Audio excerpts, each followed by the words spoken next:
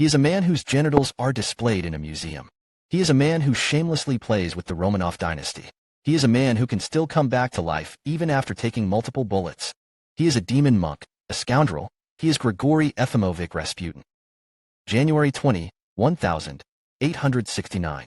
Rasputin was born in a cold Siberian village. He claimed he could see the future, and that angels would meet him in his dreams. At first, the villagers thought he was just a madman with delusions, until he revealed villagers' secrets and resurrected a horse with his bare hands. Some villagers began to believe that he was the second coming of God. Where there are supporters, there are opponents. Some villagers thought he was just a charlatan. He would surely bring disaster to the country in the future, and this viewpoint surprisingly proved true in the following decades. As Rasputin entered his youth, he gradually began to drink heavily, steal, and commit all sorts of evil deeds, until one day he stole a horse. After inciting public outrage, he fled to the deep mountains and forests. Rasputin found himself homeless. Why not simply join the cult to make a living?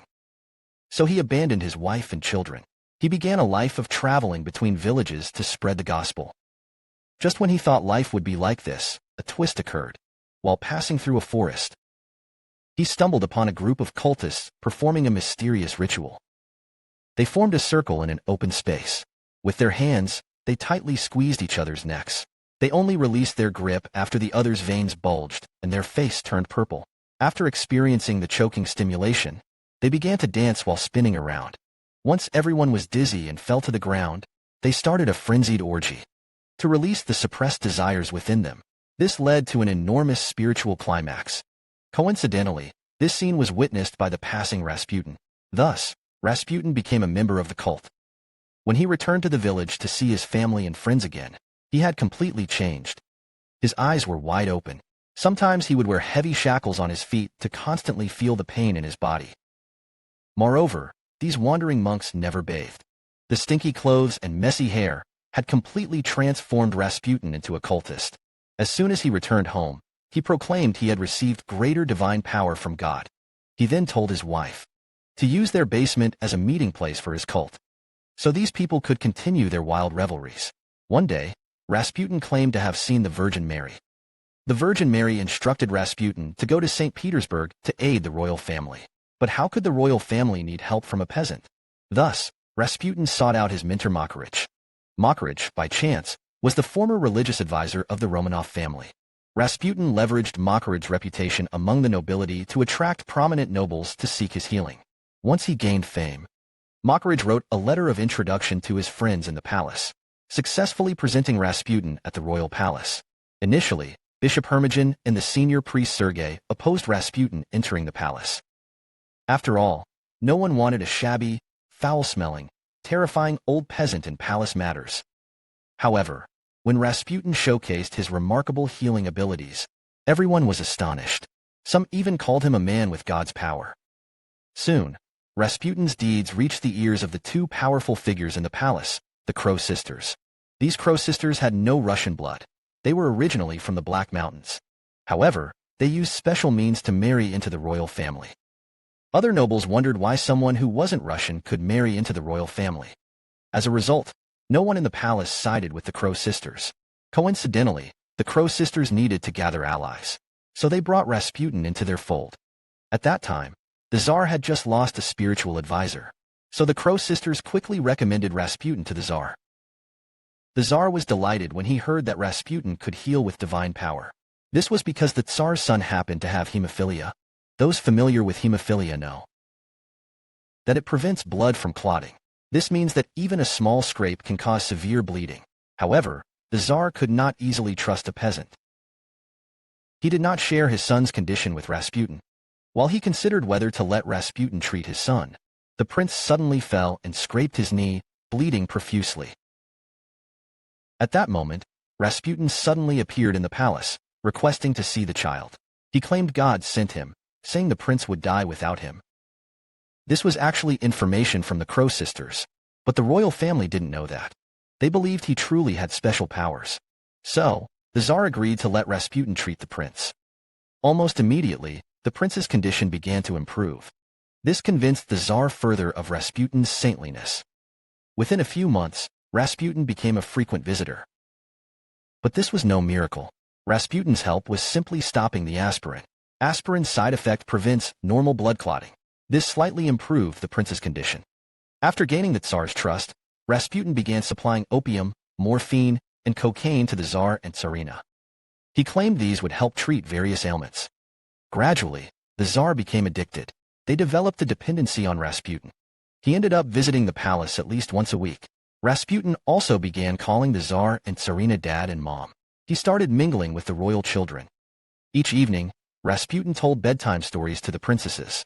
One day, a maid suddenly reported to the Tsar that Rasputin had raped the Tsar's eldest daughter. However, the Tsar and Tsarina had complete faith in Rasputin. They insisted that the maid was lying. Not only did they not hold Rasputin accountable, but they also dismissed the maid. Clearly, Rasputin had established significant influence in the palace. No one could accuse him of anything. From that moment on, Rasputin became more audacious. He started arranging for his female followers to stay in an apartment in St. Petersburg. Rasputin began dining with these followers at irregular intervals. Rumors spread that he often behaved wildly at the feasts.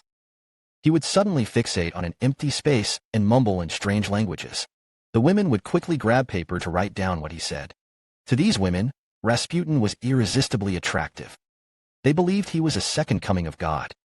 They thought that being intimate with him would grant them immunity to all poisons. After the scandal spread from the palace, the police were ordered to keep an eye on Rasputin. According to the police report, he hired prostitutes nearly every day. He would beat the woman with a belt after both were undressed. He claimed this method could purify the evil from the prostitute's soul, and after sleeping with the prostitute, that evil would vanish completely. Rasputin began to hallucinate due to a drug overdose. He claimed he could see the devil himself and fight him personally. However, the two priests who introduced Rasputin were furious when they heard he was publicly discussing the devil. They thought Rasputin's behavior was damaging to their reputation as his introducers. They accused Rasputin of gaining these healing abilities through the devil. In their rage, they made a large wooden cross. They began to beat Rasputin. Later, Rasputin reported them to the empress. He said these two wanted to kill him. As a result, the two unfortunate priests were exiled, and Rasputin left the city to return to Siberia. In fact, Sergei was plotting to assassinate Rasputin. He was convinced Rasputin was the devil's incarnation, so he hired a disfigured prostitute to kill him. The prostitute was sent to wait at the entrance of Rasputin's village for his return. As soon as Rasputin appeared, she rushed up and repeatedly stabbed him in the belly with a dagger. To ensure he was dead, this woman even pulled out Rasputin's intestines, but Rasputin simply wouldn't die. On the same day, Franz Ferdinand was assassinated. World War I had begun.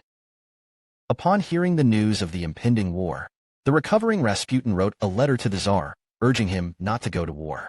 He warned that if the Tsar insisted on fighting, they would all ultimately be drowning in blood. But the Tsar ultimately ignored Rasputin's advice. He personally led the troops into battle. After recovering, Rasputin returned to the palace to assist the empress in governance. In just 2 years, Rasputin appointed several interior ministers. But he had no political education at all. As a result, the individuals he appointed were utterly incompetent. This led to millions of Russians dying in the war. Many were left unemployed and starving. Ultimately, the Russian people had no choice but to rise up in revolution. Although Rasputin had narrowly survived the last assassination attempt, his health began to decline. Soon he would no longer be able to heal others. He wrote in his diary that he knew he would soon pass away. God intended for him to be a sacrifice to save the Russian people, similar to the death of Jesus Christ on the cross. In his letter to the Tsar, he said, "If my death is caused by your royal family, then the entire royal family will be killed by the angered Russian people within 2 years." Not long after Rasputin wrote this letter, he indeed faced an assassination by the royal family. At that time, Tsar Nicholas's nephew Yusupov was unhappy with a peasant controlling the country, so he planned a murder banquet for Rasputin. Under the pretext of treating his wife, he invited Rasputin to his home, and he fed Rasputin a large amount of cyanide-laced food. But 2.5 hours later, Rasputin, having consumed a large amount of cyanide, was still able to chat and laugh. This infuriated Yusupov.